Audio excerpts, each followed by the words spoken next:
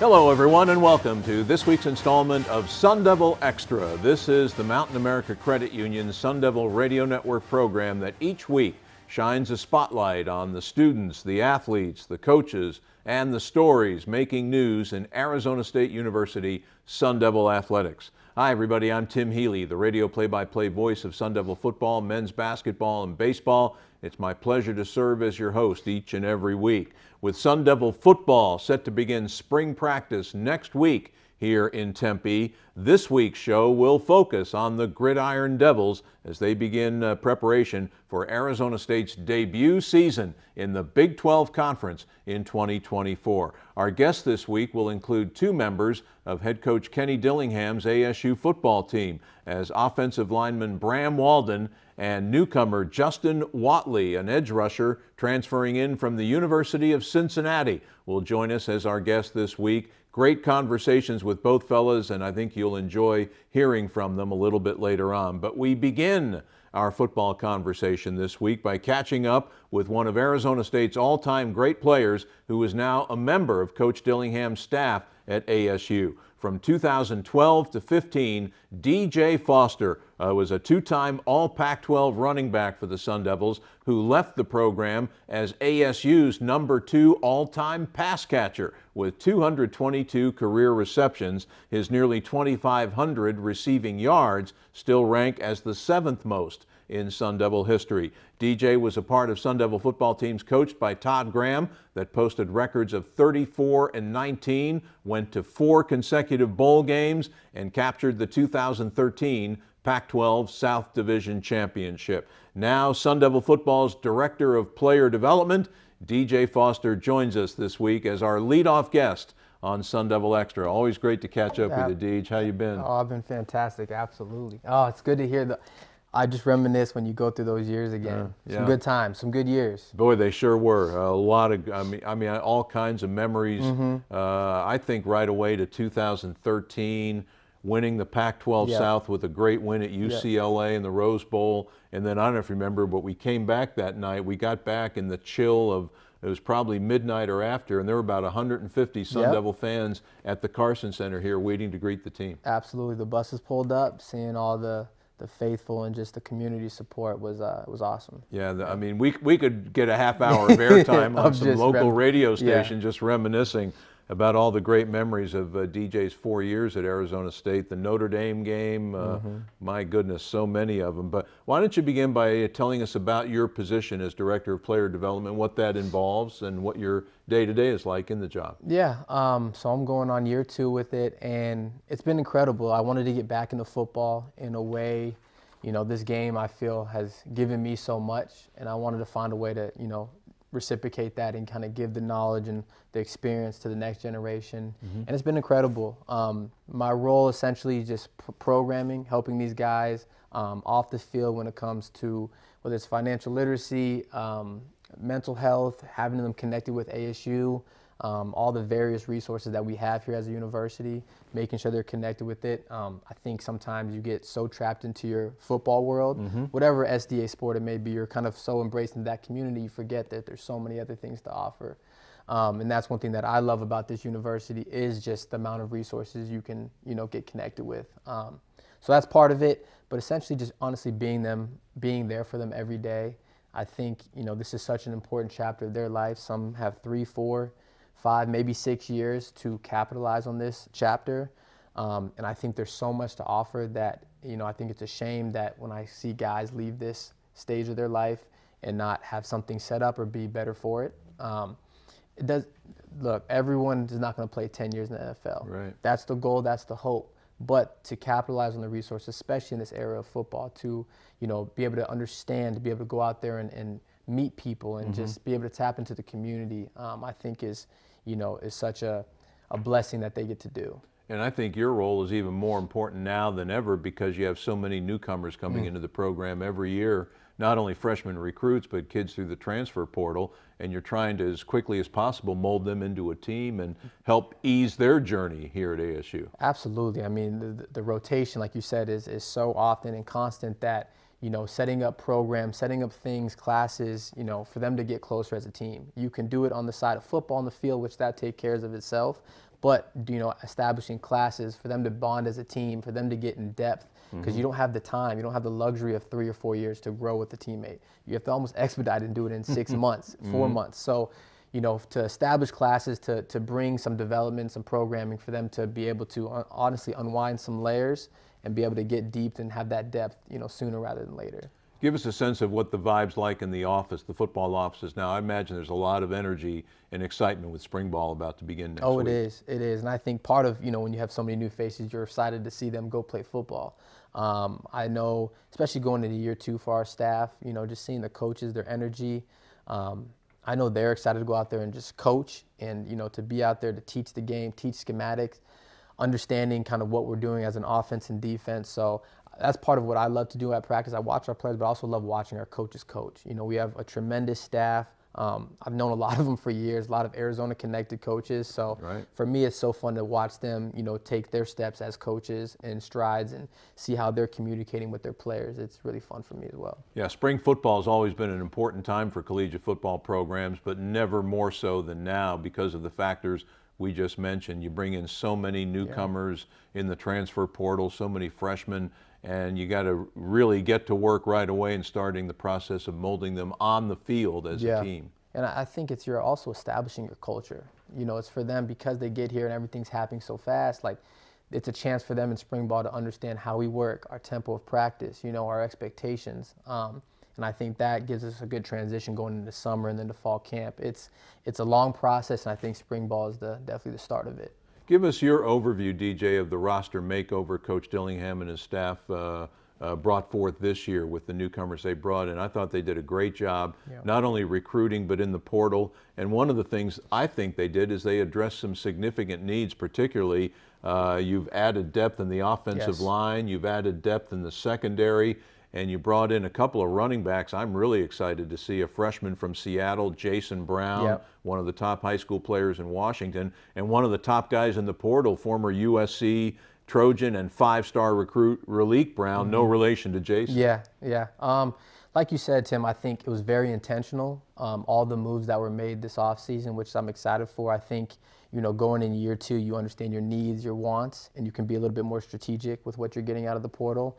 And to your point, all those names, Jason, Raleek, I think we added a lot of explosiveness and skill-wise, and then, of course, depth on the O-line. That's a position that, next guy's up, to have every guy to know tackle, to know guard, to know center across the board, to be on the same page. And it's really awesome to see what Coach Tuatelli, I think he's an unbelievable coach, and to see, how he's teaching these guys and putting in the time and effort and, the conversation and all the things that he's getting from them. I'm excited for that group. But just across the board, I just think every coach, that year 2, just having more knowledge and understanding of what you want to do for your position group, I'm excited for them to take that step in spring and for the players to follow. I'm anxious to watch the quarterback competition unfold this year. You're going to have a healthy Jaden Rashada, such a talented young player in his second year of college football. You bring in a high-quality transfer from Michigan State and Oregon native Sam Levitt.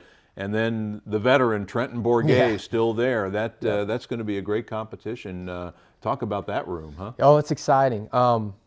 You said it, competition. I think that's something that in this new era of football, that will always be something every year. You're going to have to compete, and I think that's, iron sharpens iron. So I'm excited for them to go out there. And what I love to see, even in this offseason, them pushing each other, besides the competition, them learning schematically. I think that quarterback room is so much mental, for them to understand different learning techniques, how, Sam may learn is different than how Jaden learns from Trenton as well. So them getting together as a group, it's really exciting to see them, come together and form that bond. And I'm excited for them to go out and compete, and Coach Arroyo leading the charge with that. There you go. Bringing in new philosophies and just his terminology. And I love seeing young players, have that transition of learning a new language almost. That's essentially what it is. How can I take what I learned from this language? It may mean the same thing, but it's worded differently. So them taking those steps and putting the pieces together is fun to watch. Yeah, that's going to be fun to watch indeed. Last year obviously was a tough year from a win-loss perspective, a 3-9 record, but clearly Coach Dillingham and his staff were establishing a culture. And the thing that impressed a lot of us was how hard the team competed, even in the tough moments, even in the late stages of the loss at Utah, or even the losses at the end of the season to Oregon and Arizona. The team was still battling and still competing.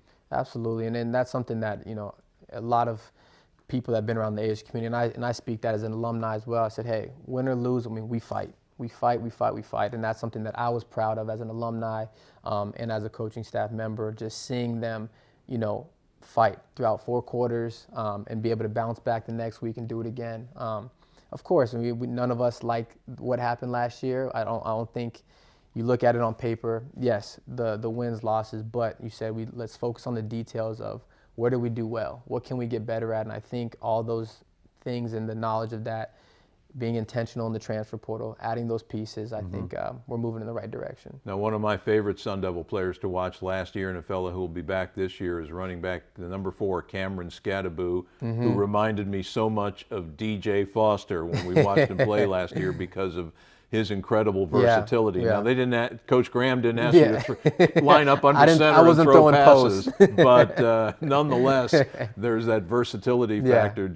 You must have gotten a kick out of watching Scadaboo play, huh? I did. I love watching him play, and what was even better is just in between the games, seeing how his mind worked. There's not many individuals that can have the mindset to be able to throw a post route as quarterback and then to go run a real route and then to go run 5 runs in between the tackle. You have to be a very different character of a human being. But, he's one of those people that can handle it.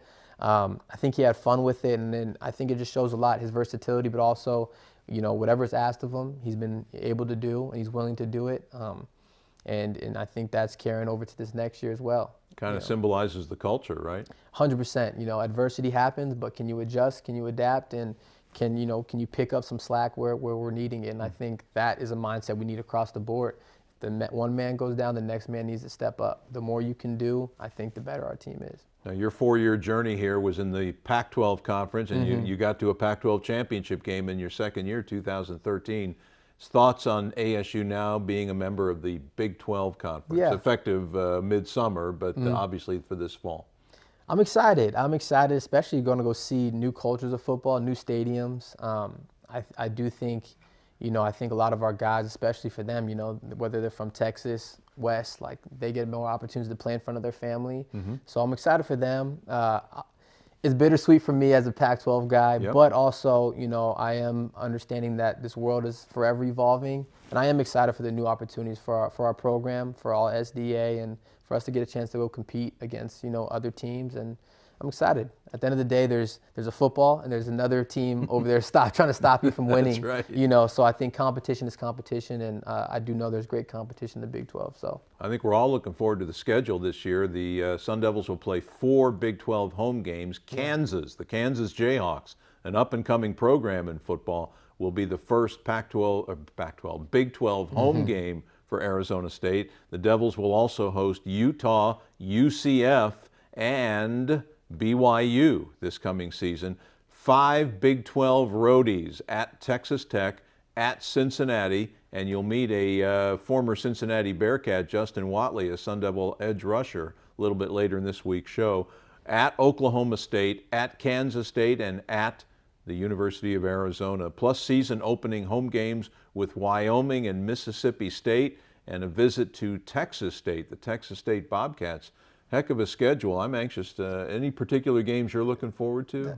They're all so new, and I'm excited for all of them. And as you go through that, just hearing the opportunities, BYU is going to be fun.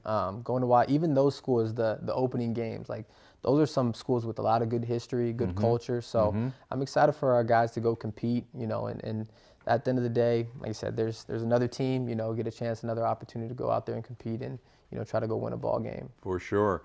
Before we let you go, once spring ball is done comes the month of June, and it's a busy month in Sun Devil football world because Sun Devil football camps take place in the month of June. I think there's about 10 days from like June 4th to 14th where you have camps going every day. Talk a little bit about that.